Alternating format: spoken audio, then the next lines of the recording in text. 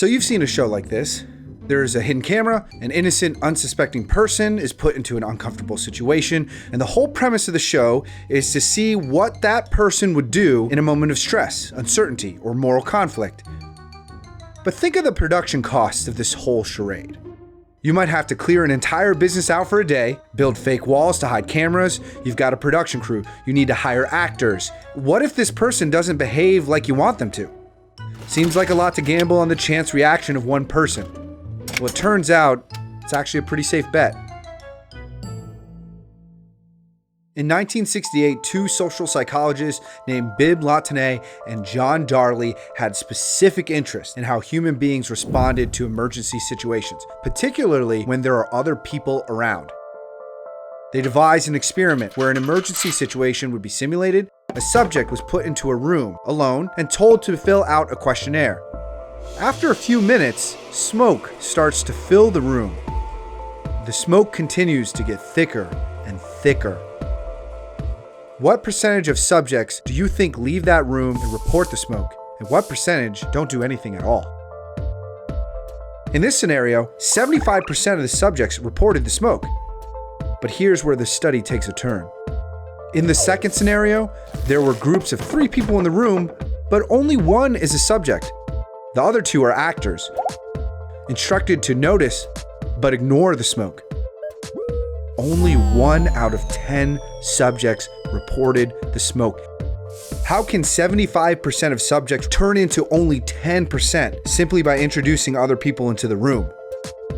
This study highlights the reality of a social psychological phenomenon called the bystander effect, an effect in which the presence of other people psychologically discourages an individual from intervening in an emergency situation due to a weakened sense of personal responsibility.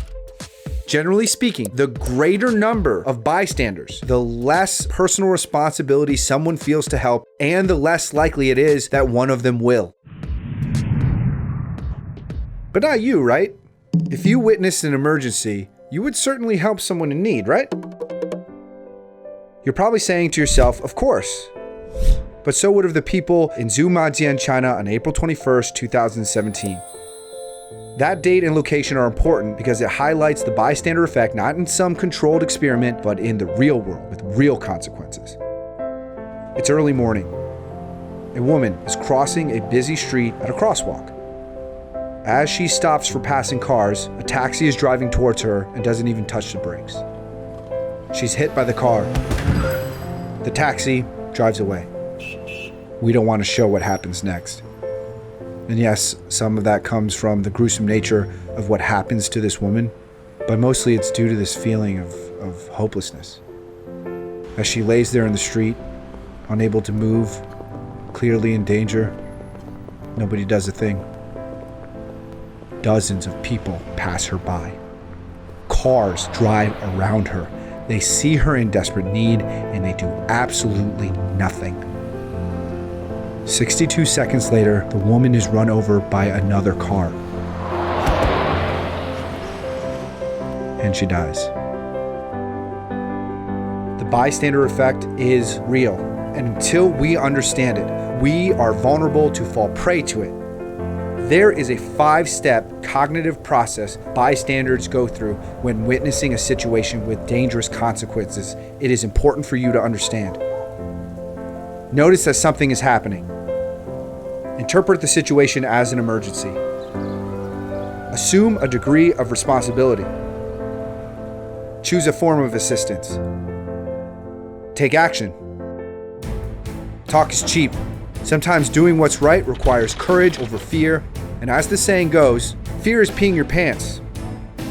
Courage is doing what you gotta do in wet pants. So now that you understand the bystander effect process, how can you conquer this unfortunate part of human nature? Here are 3 habits and tactics. Number 1, if you're not sure whether a situation is an emergency or not, err on the side of it being an emergency. Sometimes situations are hard to read and you might misread them. So what? If someone is going to criticize you for wanting to help someone in what you thought was an emergency, well, that speaks more about their character than yours. A good person would rather feel embarrassed than allow other people to get hurt. Number 2, notify an authority. If you can't build up the courage to intervene or simply do not have the skill set to help, tell someone who has the authority to act. Call the police, tell the manager, tell the principal, tell the person in charge that there is a situation that needs their help right now. Number 3, get trained right now. Some situations will come upon us and there is simply nothing we can do because we're not trained to do it. Forecast for that moment of need and get trained now. How to change a tire. Self-defense. CPR. There are lots of skills to learn to be ready to meet an emergency situation when it arises. Get trained now and you will be able to offer assistance when assistance is needed. Because this life that we are living could use a whole lot more compassion. Through my actions, I seek to alleviate suffering, establish peace, and build happiness with others and in myself.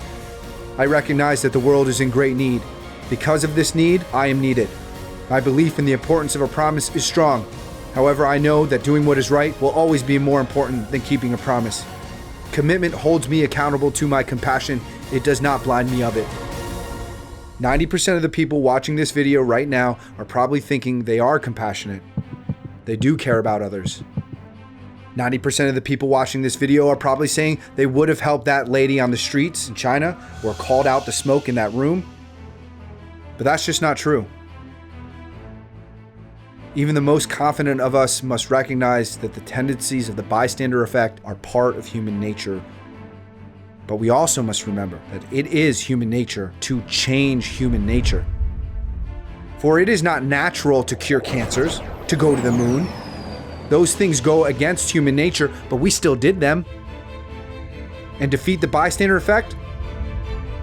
We can do that. You can do that. Hey guys, it's Paul from Because I Said I Would. Thank you so much for watching the video.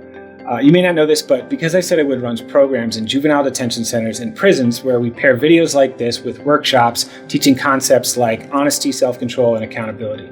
If you're interested in starting your own program at a correctional facility, you can find out more information at becauseisaidiwould.org/corrections.